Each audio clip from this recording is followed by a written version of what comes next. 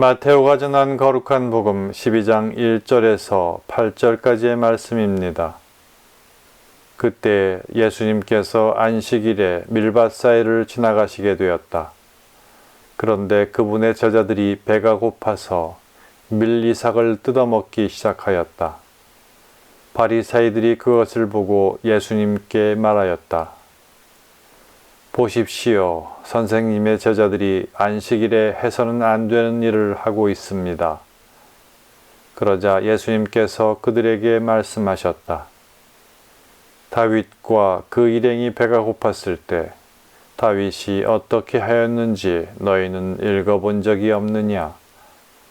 그가 하느님의 집에 들어가 사제가 아니면 그도 그의 일행도 먹어서는 안 되는 제사빵을 먹지 않았느냐?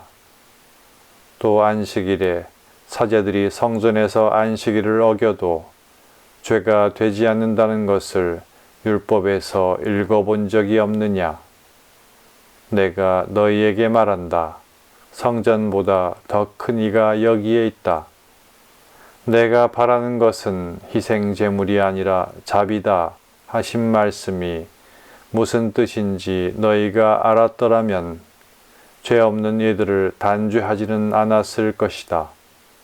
사실 사람의 아들은 안식일의 주인이다.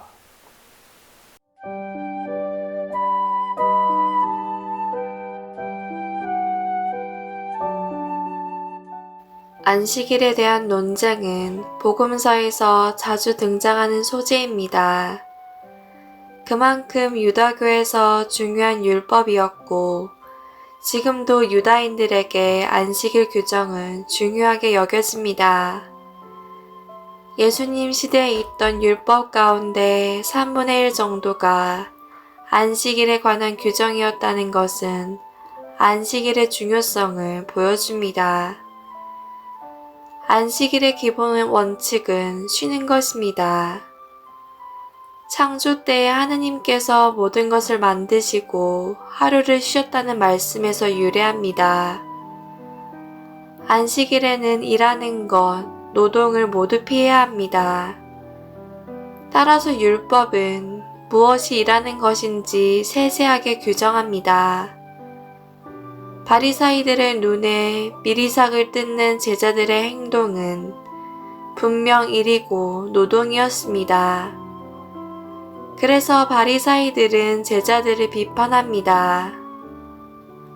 이에 예수님께서는 2가지 예로 답하십니다. 먼저 다윗의 이야기는 아마도 사무 21장 1절에서 7절까지의 내용처럼 보입니다. 성전에서 일하는 사제들에 대한 내용도 이해하기 어렵지 않습니다.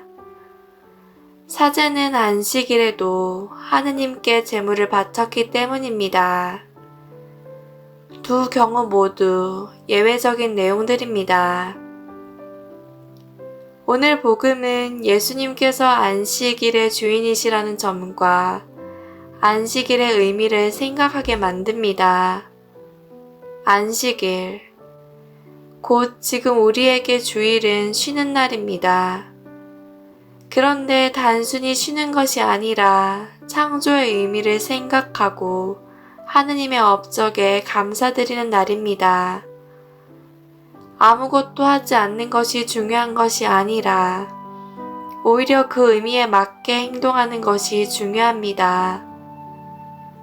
조화로운 창조에 걸맞은 용서나 자비, 사랑을 실천하는 것이 안식일의 참된 의미입니다.